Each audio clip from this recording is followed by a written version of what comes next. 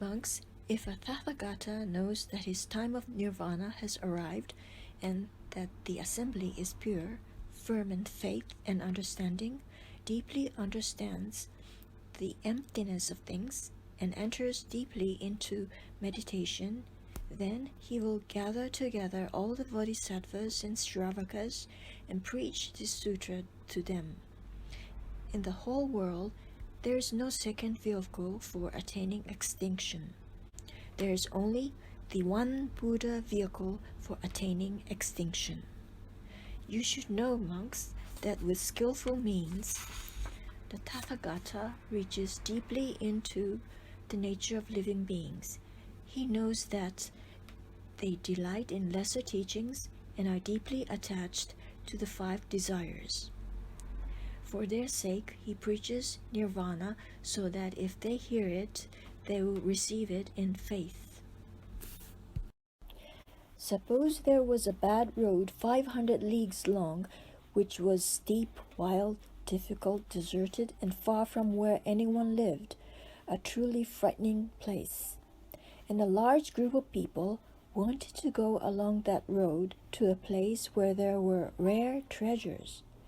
There was a leader and teacher, a guide who was knowing and wise, knew the difficult road well, where it was open and where closed, and was experienced in leading groups that wanted to pass over it. The group he was leading became tired along the way and said to the guide, "We are utterly exhausted and afraid as well. We can't go any further. Since the road before us goes on and on, now we want to turn back." The guide, a person of many skillful means, thought, "What a shame that these people want to give up on the great and rare treasures and turn back." Having thought about it in this way, he used his powers of skillful means to conjure up a castle city which appeared about 300 leagues down the difficult road. Then he said to the group, "Don't be afraid. You must not turn back. Look, see that great city ahead. There you can stop and rest and do whatever you want. Enter the city and you will soon be completely at ease. Later, when you are able to go toward the place of treasures, you should leave this castle city." Then the hearts of the exhausted people were filled with great joy, and they exclaimed about such an unprecedented thing. "Now we can surely escape from this dreadful road and find some peace and comfort." So the group went into the fantastic castle city. Thinking they had been rescued from their difficulties, they were soon calm and comfortable. Then the guide, seeing that the group was rested and no longer weary, made the fantastic city disappear. He said to the group, "We have to go now. The place of the treasures is close. I created this large fantastic city a little while ago just for you to rest in." Monks, so is it with the Tathagata. At present he is functioning as your great guide. He knows that the bad road of birth and death and affliction is steep, difficult, long, and never-ending, but that it must be taken and traveled over. If living beings only hear of the one Buddha vehicle, they will not want to see the Buddha or to approach him, but think that the Buddha way is long and never-ending, and success something that can be trained only after long suffering from arduous work. The Buddha, knowing that this frame of mind is timid and weak, uses the power of skillful means, preaching the 2 kinds of nirvana in order to provide a resting place along the way.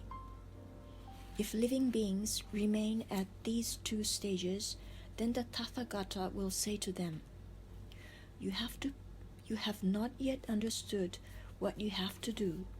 The place where you remain is only close to Buddha wisdom. Take note and think some more. The nirvana that you have attained is not the real one. The Tathagata through skillful means has only taken the one Buddha vehicle, made distinctions within it, and spoken of the three. The Buddha is just like that guide who, in order to provide a place for the travelers to rest, conjured up a great castle city, and after they had rested, told them, "The place of treasures is close. This city is not real, but only something I conjured up."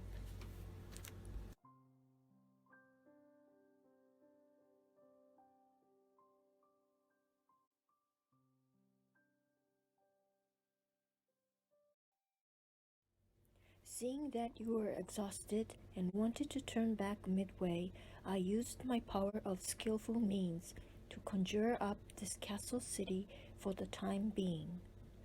Now you must try very hard so that together you can reach the place where the treasure is. I too, in the same way, am the guide for all.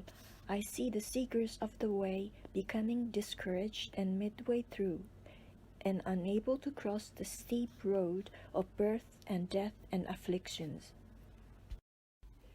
So by power of skillful means, I taught nirvana so they could rest, saying, "Your suffering is ended, you have finished your work." When I know they have reached nirvana and have become arhats, then I gather everyone together and teach the real Dharma.